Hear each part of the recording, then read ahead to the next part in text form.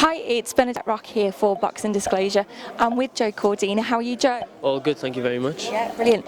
How was that? It was a lovely little press conference, very quiet and subdued, I think, before midweek fights. Oh yeah, well, I got stuck at the hotel. My cousin was blocking the car park, so I couldn't really get out. But So it wasn't the snow that was stopping? so I was late. But yeah, it was a decent press conference, one of the calmer ones I've been to. So yeah, it was good, and I'm just looking forward to Wednesday. Yeah, brilliant. And obviously your opponent, do you know much about your opponent at the moment? I've watched him. His name is Juan Okura. He's been in with a couple of tough guys, Mendy, Scarpa, Sam Bowen. So he's been in with good company. He's tough. I've watched him. He comes forward, swinging hooks. He's a typical Mexican. So yeah, I'm just looking forward to going in and putting on a show and boxing to the best of my abilities. Okay, great. And what's been the highlights for you this year? What would you say for 2017? Obviously, Wembley, the first one. Obviously, my debut was a big part of it. Every fight, really. There's different factors. My debut, obviously, is my debut. My second fight was in Wembley Stadium on undercard of Joshua Klitschko. My third fight was in Bramall Lane on the undercard of Errol Spence and Cal Brook. My fourth fight was in York Hall, which was a great night. I always love fighting in York Hall. The atmosphere is amazing.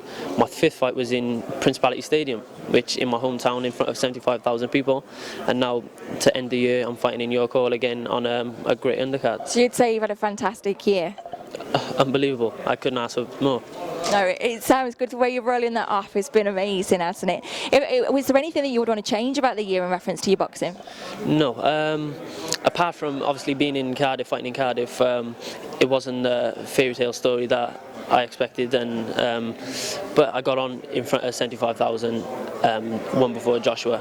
I would have liked to have fought for the title that I was sort of promised, but nevertheless things happen and it didn't end up coming off, so I've got to just take the rough with the smooth. And is that going to happen in the first quarter of next year, do you reckon? Yeah, I think so. Hopefully we do get a sort of some domestic title early on next year. It'd be nice to have it in Cardiff for my home fans as well. But yeah, I'll just take each fight as it comes, and when they say where I'm fighting and who I'm fighting, then we'll just go from there. Okay. And what would you say you've learned from this year in your boxing? One thing that you're taking away from it? It's the experience of the rounds, and not to, like in the amateurs, I was 100 mile an hour from the start. Now I got to sort of settle down, because in my last fight where it didn't go as planned, I sort of got not frustrated, not with the fighters, but with everything else, and I sort of went up emotionally, and I tried to put power on every shot in 4 rounds, and although I was fine, breathing, my legs, everything was fine, I just knew if that was a 10-round fight, me putting power in every shot, there was no chance I was going to last the 10 rounds like that. So it's just about experience, taking each fight, learning something from each fight, and obviously moving on and taking it into the next fight. So which I know not now. Don't load up with every shot, and just take your time, and the shots will come. Okay. And the stoppage will come. Okay, fab. Now, obviously, Lee Selby fought on the weekend.